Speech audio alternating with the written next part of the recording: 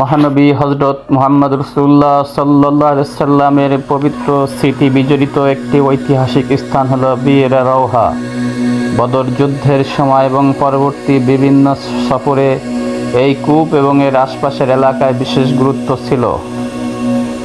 পবিত্র মদিনা মুনাওয়ারা থেকে বদর প্রান্তে যাওয়ার পথে মদিনা থেকে প্রায় 40 থেকে 50 কিলোমিটার দূরে রওহা নামক উপত্যকায় এই কূপটি অবস্থিত। আরবি রওহা শব্দের অর্থ আরাম বা প্রশান্তি। মরুভূমির দীর্ঘ ক্লান্তিকর যাত্রার পর কাফেলাগুলো এখানে এসে বিশ্রাম নিত এবং ক্লান্তি দূর করত বলে এই উপত্যকা ও কূপের এমন নামকরণ করা হয়েছে। দ্বিতীয় হিজরিতে মহানবী সাল্লাল্লাহু আলাইহি ওয়াসাল্লাম যখন 313 জন সাহাবী নিয়ে বদর যুদ্ধের উদ্দেশ্যে রওনা হন, তখন তিনি এই রওহা উপত্যকায় যাত্রা বিরতি করেছিলেন। এখানে তিনি সাহাবীদের নিয়ে সালাত আদায় করেন এবং বরকতের জন্য দোয়া করেন। যুদ্ধের রসদ এবং কাফেলার পিপাসা মেটানোর জন্য এই কূপের পানির ব্যবহার ছিল অপরিসীম। ইসলামী ইতিহাস ও হাদিসের বিভিন্ন বর্ণনা অনুযায়ী এই কূপটির সাথে মহানবী সাল্লাল্লাহু আলাইহি ওয়াসাল্লামের মুজিজা ও অলৌকিক ঘটনা জড়িত রয়েছে। লোকমুখে এবং কিছু ঐতিহাসিক বর্ণনায় পাওয়া যায়, শুরুর দিকে এই কূপের পানি কিছুটা নোনতা ও পানের অযোগ্য ছিল।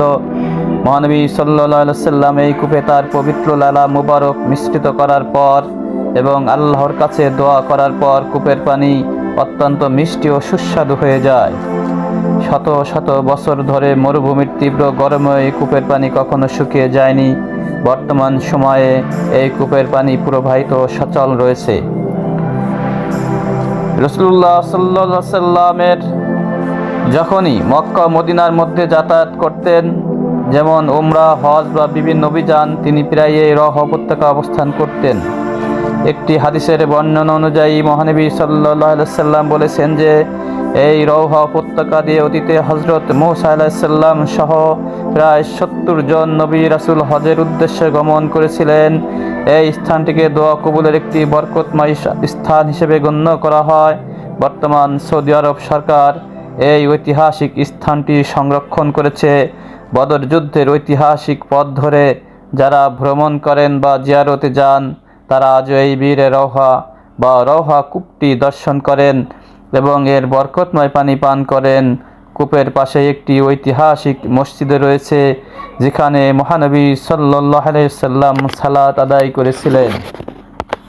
আমরা যারা হজ এবং উমরা জিয়ারতকারী আছি, আমরা যেন এই পবিত্র বিচরণ ভূমিতে আল্লাহ তাআলার সেই কুদরতি কূপ পরিদর্শনে আমরা বিলম্ব না করি।